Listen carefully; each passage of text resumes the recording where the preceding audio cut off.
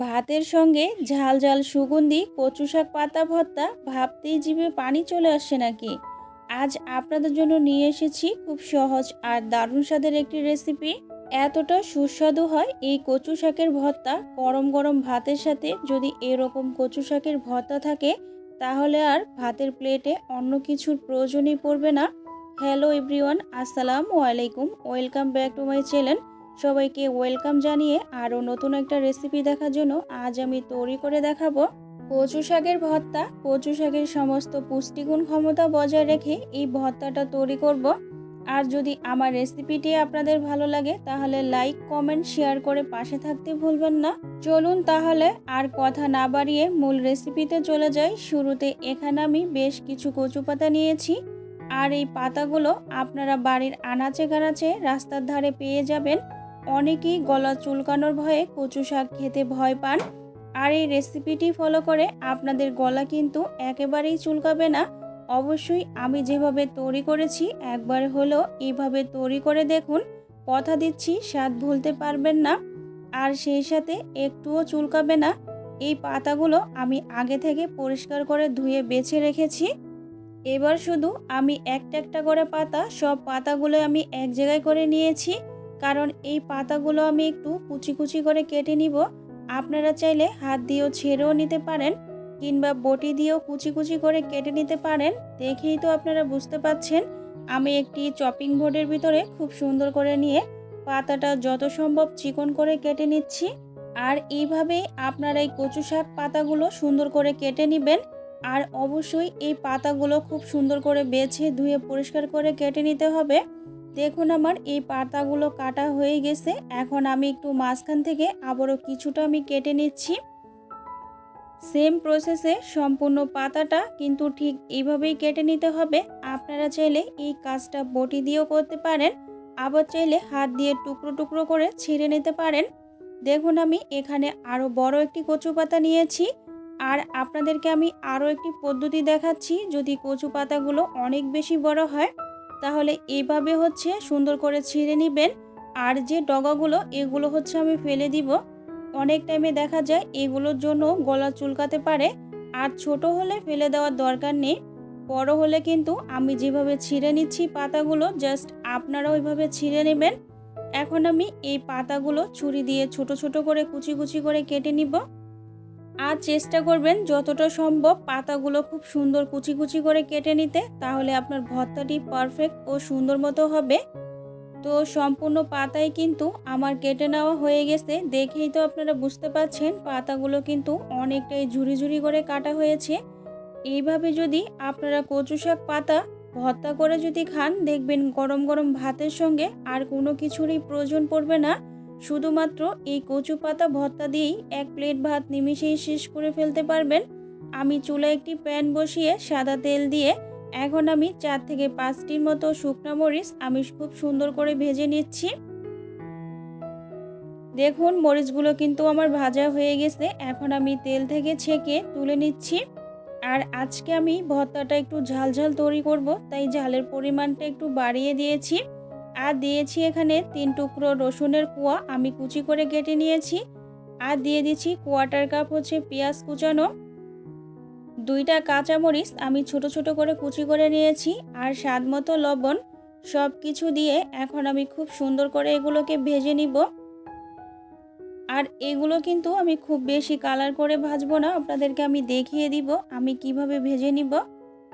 দেখুন আমার এগুলো কিন্তু ভাজা হয়ে গেছে, তাই আমি তেল থেকে ছেঁকে তুলে নিচ্ছি। আর আমি চেষ্টা করছি আপনাদের সাথে খুব সুন্দর করে এই কচু শাক পাতার ভর্তার রেসিপিটি তৈরি করে দেখানোর জন্য। তাই প্লিজ ভিডিওটিকেও স্কিপ করবেন না, সম্পূর্ণ ভিডিওটি দেখুন। আশা করি আপনাদের কাছে অনেকটা ভালো লাগবে। এখন আমি ওই প্যানের ভিতরে আর কিছুটা তেল আমি তুলে রেখেছি, দিয়ে দিয়েছি এখানে আরও 4 কোয়া রসুন আমি কুচি করে কেটে নিয়েছি। আর দিয়েছি 3টা কাঁচামরিচ আমি মাঝখান থেকে ছোট ছোট করে কেটে। আর দিয়ে দিয়েছি 1/3 কাপ পানি। পানিটা দিয়ে আমি খুব সুন্দর করে এগুলোকে রান্না করে নিচ্ছি। আর দিয়ে দিব কেটে রাখা কচু শাক পাতাগুলো। এখন কচু শাক পাতাগুলো আমি হাত দিয়ে খুব সুন্দর করে প্যানের ভিতরে সম্পূর্ণটা দিয়ে দিচ্ছি। আর এখানে কিন্তু আমি কোনো নাড়া দিব না। ওপরে এখন আমি কিছুটা পরিমাণ লবণ দিয়ে দিব। যখন এটা লবণ দিয়ে রান্না করা হবে একদম ভাপে কিন্তু সিদ্ধ হয়ে যাবে। এখন আমি একটি ঢাকনা দিয়ে ঢেকে রেখে দিব প্রায় 5 মিনিটের মতো। দেখুন আমি 5 মিনিট পরে ফিরে এসেছি আর কচু শাক পাতাগুলো কিন্তু অনেকটা সফট আর অনেকটা কিন্তু কমে গেছে।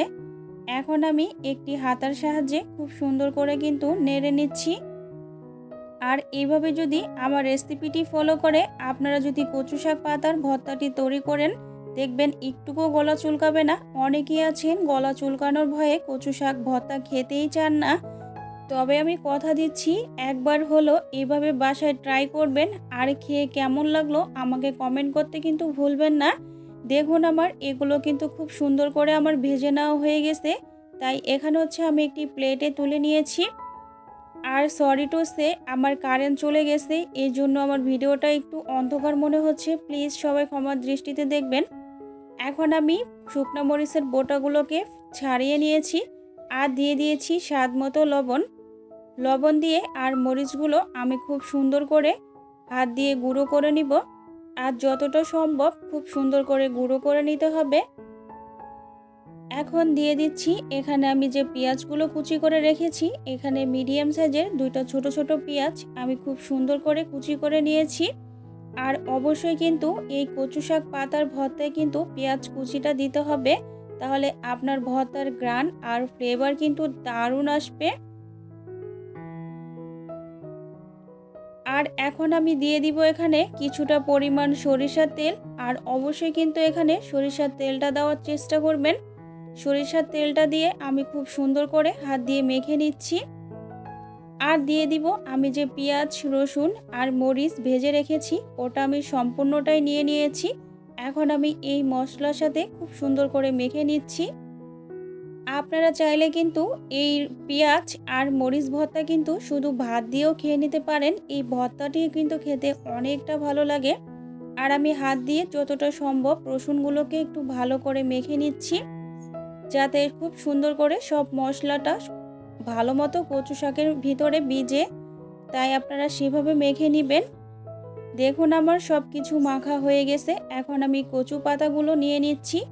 আর এই পর্যায়ে শাকগুলো কিন্তু অনেকটা গরম আছে, তাই আমি হাত দিয়ে আস্তে আস্তে করে ভর্তাটি তৈরি করে নিচ্ছি।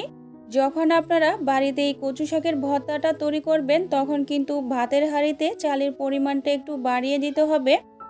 তা না হলে কিন্তু আপনার ভর্তা থেকে যাবে, ভাত কিন্তু ফুরিয়ে যাবে। দেখুন আমি হাত দিয়ে খুব সুন্দর করে ভর্তাটি তৈরি করে নিচ্ছি। আর এখন আমি এখানে ছোট্ট একটি টিপস আপনাদেরকে শেয়ার করব। যখন আপনারা কচু শাক পাতা ভর্তাটি তৈরি করবেন, অবশ্যই কিন্তু এখানে এক টুকরো লেবু থেকে রসটা খুব সুন্দর মতো দিয়ে দিবেন, তাহলে আপনাদের গলাও চুলকাবে না আর ভর্তাটি খেতেও দারুণ লাগবে। আর এখন আমি লাস্টে দিয়ে দিব এখানে লবণ। আর আপনারা কিন্তু অবশ্যই লবণটা চেক করে নেবেন।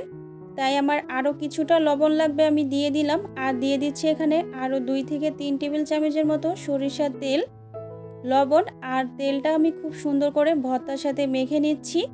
আর লাস্টে যখন ভর্তাটা তৈরি করবেন অবশ্যই একটু তেল দিয়ে দিবেন, তাহলে ভর্তাটি খেতে অনেকটা ভালো লাগবে। দেখুন আমার কচু শাক পাতা ভর্তাটি কিন্তু একদমই তৈরি খাওয়ার জন্য। তাই আমি একটি সার্ভিং প্লেটে কিন্তু তুলে নিচ্ছি। এরকম ভর্তা যদি গরম ভাতের পাতে থাকে, তাহলে কিন্তু ভাতের পাতে আর অন্য কিছু নিতে ইচ্ছে করবে না। তো আমি ভর্তাটা খুব কাছ থেকে দেখাচ্ছি, দেখেই তো বুঝতে পারছেন ভর্তার কালারটা যেমন সুন্দর হয়েছে, ভর্তাটি খেতেও কিন্তু দুর্দান্ত হয়েছিল। এবার আমি ভর্তাটা পরিবেশন করে দেখাচ্ছি, দেখেই বুঝতে পারছেন কতটা লোভনীয় হয়েছে। দেখতে যেমন লোভনীয় হয়েছে, খেতেও কিন্তু খুবই সুস্বাদু। একবার হলেও এই ভর্তার রেসিপিটা তৈরি করে দেখবেন, কথা দিচ্ছি স্বাদ ভুলতে পারবেন না, এতটাই সুস্বাদু হয় এই কচু শাক ভর্তা। আজকের মতো এখানেই বিদায় নিচ্ছি, দেখা হবে নেক্সট কোনো রেসিপিতে। সবাই ভালো থাকবেন, সুস্থ থাকবেন আর আমার জন্য দোয়া করবেন। আল্লাহ হাফিজ। আসসালামু আলাইকুম রহমতুল্লাহ। ধন্যবাদ।